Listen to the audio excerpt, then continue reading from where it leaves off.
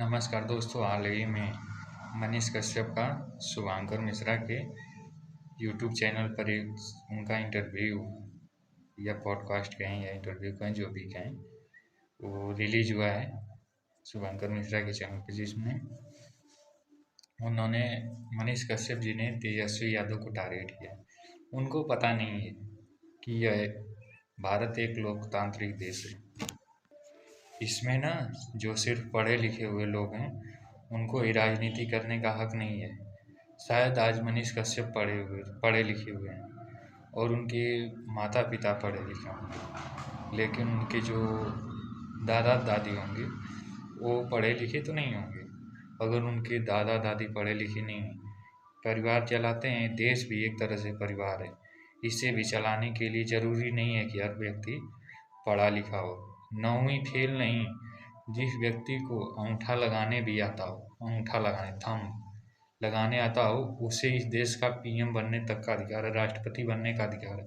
यह किसी जगह पे नहीं लिखा गया है कि आप भारत में पढ़े लिखे नेता हुए, पढ़े लिखे नेता हैं, लेकिन वो राजनीति के क्षेत्र में बहुत अच्छा नहीं कर पाए जितना पढ़े लिखे लोग नहीं कर पाए। अनपढ़ लोग भी बहुत अच्छा काम किए हैं। जैसे देख लीजिए, आपके सबसे बड़े नेता प्रधानमंत्री नरेंद्र मोदी, इनकी डिग्री भी बताई जाती है फर्जी।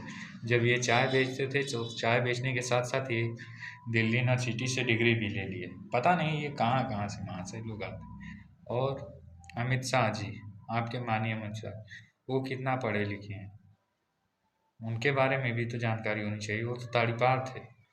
तो ताड़ीपार व्यक्ति किसी राजनीति में आ सकता है, राजनीति कर सकता है, वो गलत है। लेकिन अगर कोई युवा, तेजस्वी यादव एक युवा है, उसने 17 महीने शासन किया था, उसने 5 लाख लोगों को रोजगार दिया।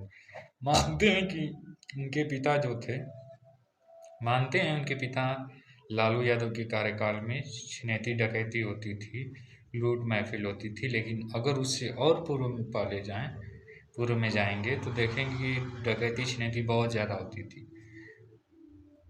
आप अपने दादा दादी से पूछिएगा, मम्मी पापा से पूछिएगा कि पहले, उससे पहले, आप तो उनके कार्यकाल में छोटे लड़के रहे होंगे, हम आपसे छोटे हैं भाई, लेकिन फिर भी पूछिएगा अपने मम्मी पापा से, वो बताएंगे कि पहले कितनी लूटपाट होती थी। आज के डेट में धीरे धीरे ही कोई भी समस्या उसका समाधान धीरे धीरे होगा, समझे। तो आप जिस तरह से तेजस्वी यादव को टारगेट करते हैं, ये अच्छा नहीं है। अगर वो लड़का तेजस्वी यादव सीएम बनने लायक है तो बनेगा, पीएम बनने लायक है तो बनेगा। ये जरूरी नहीं है कि राजनेता का लड़का है तो राजनीति नहीं कर सकता है। राजनेता का लड़का भी राजनीति करने के योग्य है तो राजनीति करेगा। अगर राजा का लड़का है, राजा बनने योग्य नहीं है, तो वो भी राजा नहीं बनेगा। ये लोकतांत्रिक देश है, इसमें सभी लोगों को समान वोट का और समान अधिकार दिए गए। नहीं, आपको ये नहीं कहा गया है कि मनीष कश्यप 1 वोट देंगे और ये तेजस्वी यादव 2 वोट देंगे, समझें। और लालू यादव के बारे में आप इतनी बुराइयां फैलाते हैं। लालू यादव वही इंसान है जो रेलवे हर समय घाटा में चलने वाला भारत सरकार का संसाधन है, लेकिन लालू यादव के शासनकाल में सबसे ज़्यादा प्रॉफिट देने वाला वही संसाधन हुआ था। उस व्यक्ति में तो कुछ ना कुछ होगा, कोई तो कोई कांड होगा। जबकि उस व्यक्ति ने 20 रुपये के किराए को घटाकर, जो किराया 20 रुपये 15 रुपये थे, उन किरायों को घटाकर 4 रुपये कर दिया। फिर भी उसका डिपार्टमेंट फायदे में गया, मुनाफे में गया। तो आपको किसी भी नेता के बारे में, ठीक है, इल्ज़ाम लगाइए। मनीष भैया, सबसे पहले आप ये बताइए कि आप पत्रकार के तौर पे हैं या नेता के तौर पे हैं। अगर आप नेता के तौर पे हैं तो आपसे निष्पक्ष पूछेंगे, प्रश्न पूछेंगे। और आप पत्रकार के तौर पे हैं तो आपको निष्पक्षता दिखानी चाहिए दोनों पार्टियों की तरफ से। आपको पत्रकार होने के नाते ज़रूरी नहीं है कि आप किसी पार्टी का ही पक्ष में। अगर समाज का सही मायने में अगर पत्रकार हो के आपको भलाई करना है तो आपको पत्रकार, निष्पक्ष पत्रकार होना चाहिए, किसी पार्टी के तरफ से नहीं। अगर किसी पार्टी के साथ तरफ से होंगे तो आपको ज़रूर किसी न किसी मुद्दे पर पार्टी का साथ देना पड़ेगा, बहुत गलत हो तो भी। ये बताइए, रेवन्ना कांड हुआ है कर्नाटका का, सबसे बड़ा सेक्सुअल हरासमेंट का कांड, जिसमें 400 तकरीबन महिलाओं के साथ रेप करके उनके साथ बलात्कार करके उनकी सीढ़ी बनाई गई है, 2700 के करीब सीढ़ियाँ मिली हैं, उस पर कोई एक्शन लिया गया? भारत के प्रधानमंत्री ने कुछ बोला? भारत की महिला पहलवान बेटियां, उनके साथ पुलिस ने जो बदसलूकी की उन पर कुछ बोले थे आप? अगर आप कहते हैं कि जनता के मुद्दे उठाएंगे तो बताइए, आपने उस पे उन बेटियों के ऊपर कुछ बोला था? लद्दाख में हो रहे सोनम वांगचुक के धरने प्रदर्शन पे आप कुछ बोले थे? मणिपुर में आपने वीडियो बनाया, मणिपुर में कुछ गए, आपके प्रधानमंत्री गए? अगर आपके बताइए इतनी स्वतंत्रता है तो आप बोल के मणिपुर में दिखाइए। मणिपुर भारतीय जनता पार्टी में अगर आप कह रहे हैं कि इतनी स्वतंत्रता है, मैं कुछ भी दिखाऊंगा, अगर कहीं अन्याय होगा तो उसके खिलाफ मैं लड़ूंगा, तो बताइए, जाइए मणिपुर और मणिपुर के मुद्दों को दिखाइए कि मणिपुर में आज महिलाओं के साथ क्या हो रहा है, आज सैनिकों के साथ क्या हो रहा है। महिलाओं की बात तो छोड़िए, हमारे जो आम सैनिक हैं उनके साथ क्या हो रहा है, उनके हथियार छीने जा रहे हैं, उनके साथ बदसलूकी हो रही है। उससे ज़्यादा किसी देश में ना होनी चाहिए? बताइए, हमारे सैनिकों के साथ ऐसा होना चाहिए? जाइए, आप मणिपुर जाइए, आप कर्नाटका में जाइए, उन पीड़ित महिलाओं से मिलिए, लद्दाख जाइए, लद्दाख में महिलाओं से मिलिए, उनके मुद्दे उठाइए। अगर आपको लड़ाई लड़ना है, सच में देश की लड़ाई लड़ना है तो लड़िए। अगर आप पार्टी के नेता या प्रवक्ता के तौर पे आएंगे तो हम आपसे तीखे सवाल पूछेंगे और आपको जवाब देना पड़ेगा, लेकिन अगर आप पत्रकार के तौर पे आएंगे तो निष्पक्ष पत्रकार होना चाहिए।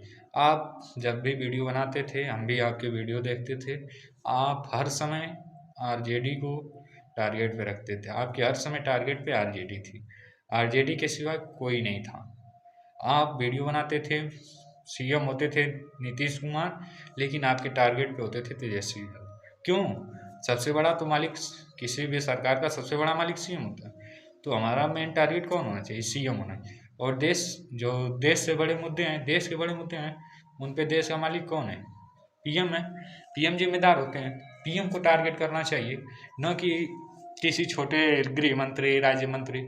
बताइए, 10 किसान कुचल के मारे गए थे, उस समय तो आप जेल में नहीं थे।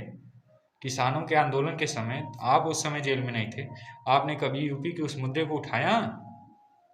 उसमें अगर का उसमें किसी की गलती नहीं थी? अजय मिश्र टेनी के बेटे ने, कुलभूषण सिंह ने बेटियों के साथ बलात्कार किया, गोल्ड मेडलिस्ट बेटियां जो दुनिया भर में अपने देश का नाम रोशन करके आई, उनके खिलाफ आपने आवाज उठाई?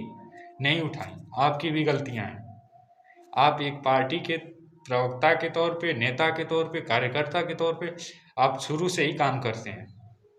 ऐसा नहीं होना चाहिए। अगर पत्रकार हैं तो सच में पत्रकार हैं, अगर पत्रकार नहीं है तो पत्रकारिता छोड़िए, पत्रकारिता के नाम पे ढोंग पीटना बंद करिए और आप राजनीति करिए। जरूरी नहीं है कि राजनीति करके ही समाज को आप आगे ले जा सकते हैं, पत्रकारिता करके भी आप समाज को बहुत आगे ले जा सकते हैं। अगर आप अच्छी पत्रकारिता करेंगे तो सरकार के ऊपर सवाल उठाएंगे तो सरकार उस पर कदम उठाएगी, सरकार लज्जित होगी। अगर आपके पार्टी में, आप बोल रहे थे कि सबसे ज़्यादा स्वतंत्रता इसी पार्टी में है, तो अगर आपके पार्टी में स्वतंत्रता इतनी ही है तो आप पीएम मोदी से एक बार सवाल पूछ के बताइए, कर्नाटका कांड पे, मणिपुर पे पूछ के बताइए, लद्दाख में हो रहे 21 दिन तक सोनम वांगचुक ने खाना नहीं खाया। उन्हें जब लगा कि ये सरकार ने में हमको कोई पूछने वाला नहीं है तो उन्होंने खाना खाया।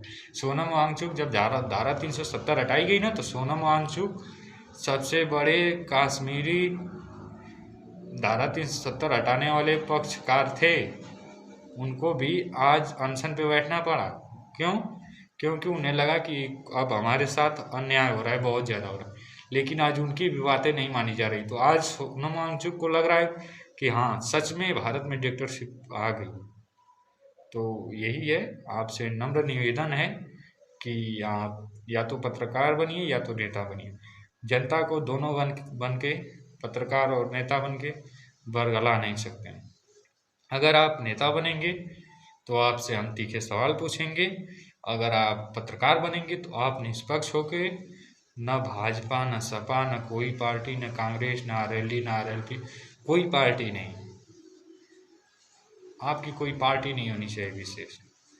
आपको किसी का पक्ष नहीं लेना चाहिए, हर पक्ष की कमियों को उजागर करना चाहिए। अगर कोई काम केंद्र सरकार अच्छी करती है तो उस पर उसका साथ दीजिए, अगर बुरा करती है तो उसे बुरा कहिए।